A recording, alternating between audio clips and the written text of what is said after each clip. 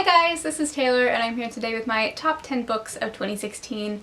A little late, but it's fine. First of all, I want to talk a little bit about how my reading overall went in 2016, just to give you a little bit of context. So basically, as soon as my fall semester started, my reading went down the tubes in quality and quantity. I managed maybe 1 or 2 books per month, and I didn't give anything over a 3-star rating from August of 2016 up until now. Actually, I still haven't given anything over a 3-star rating. I don't know why this is. I don't know why I can't manage to pick up a book that I will thoroughly enjoy.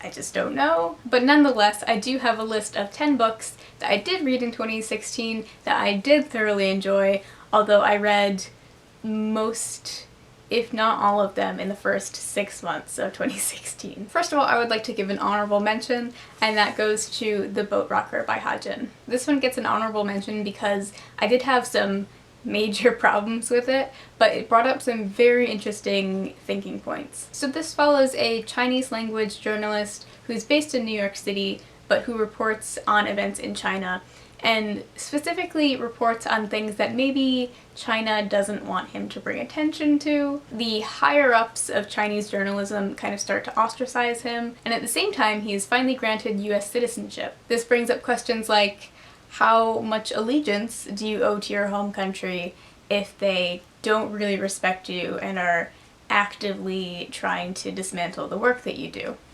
So yeah, had some problems with it, but overall, very interesting. Number 10 on my official top 10 goes to Super Mutant Magic Academy by Jillian Tamaki. I loved this graphic novel. It is still, to date, my favorite. If you've ever read anything by the Tamakis, This One Summer or Skim, it's not quite like that. This is a series of vignettes about the wonderful creatures attending Super Mutant Magic Academy, for which there is no context. It's also quite a bit weirder than any of the other Tamaki graphic novels that I've read, which of course I appreciated.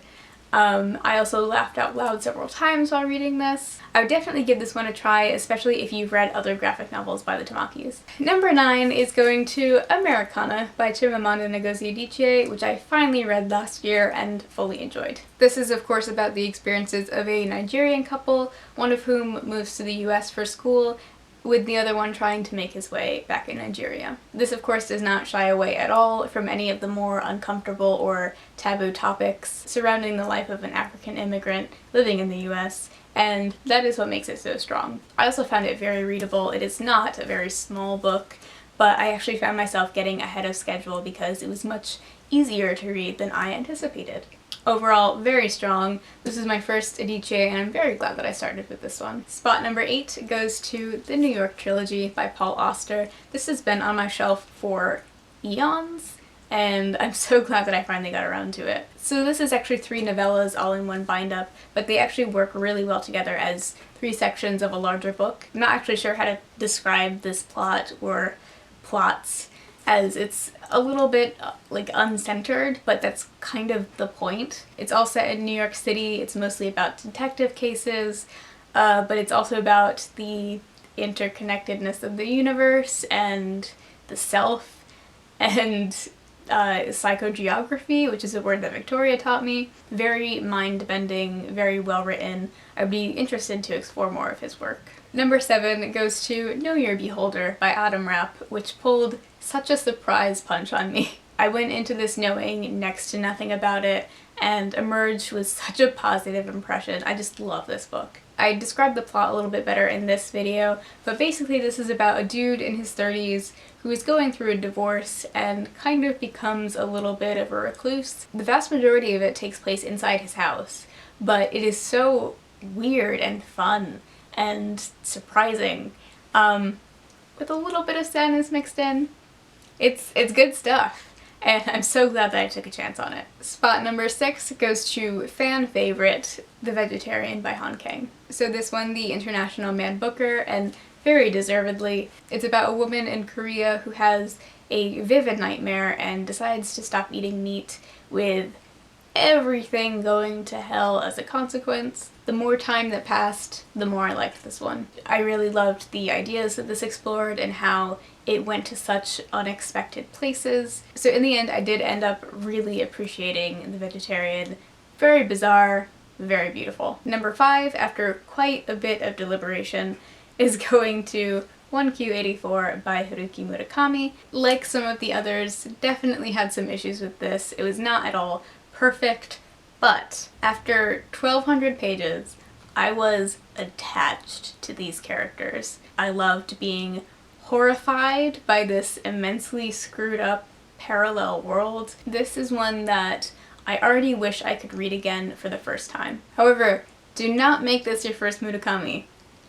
Don't do it. My 4th favorite book of the year goes to Extremely Loud and Incredibly Close by my good buddy JSF. His first novel, Everything is Illuminated, is one of my favorite books of all time, so it's not too surprising that I was very heavily into this. This is very widely read, so I won't talk about it too much, but of course this is very experimental in its format, which you tend to either love or hate. For me, this was almost as good as Everything is Illuminated, which means it was a highly enjoyable read. My number 3 spot has to go to George by Alex Gino. This is pretty much the first large-scale publication of a children's novel with a main character who is trans, and that is written by an author that also IDs as trans, so it's something that publishing has needed for a long time. And it totally met my expectations. This is such a wonderful, accessible, heartwarming read. If you have been reading a lot of dense or heavy things and need something that will 100% make you feel good, I cannot recommend this highly enough. My second favorite book of the year was On Immunity by Eulabis. This is a brief history and examination of vaccination, and it is one of the most stunningly written pieces of nonfiction I've ever read. It's so funny to say that nonfiction is beautifully written, but this absolutely was. This was not preachy, it doesn't vilify either side. Again, very engaging, very accessible, and that's important because it needs to be. Also, Hampshire College alum. Go Black Sheep.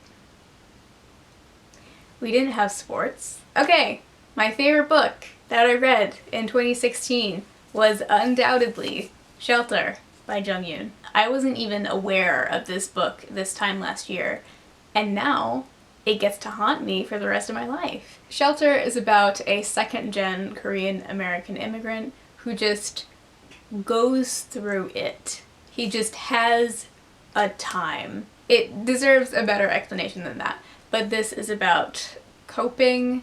This is about unhealthy coping mechanisms. This is about hardship and race and different cultural values, and it is so incredibly compelling and terrifying. I still think about this every single day. Shelter. I hope you enjoyed my top 10 of 2016 list. Definitely let me know down below what your favorite book that you read in 2016 was. That would be really cool. I hope you're having a great day, and I'll see you. Good luck in 2017. Bye.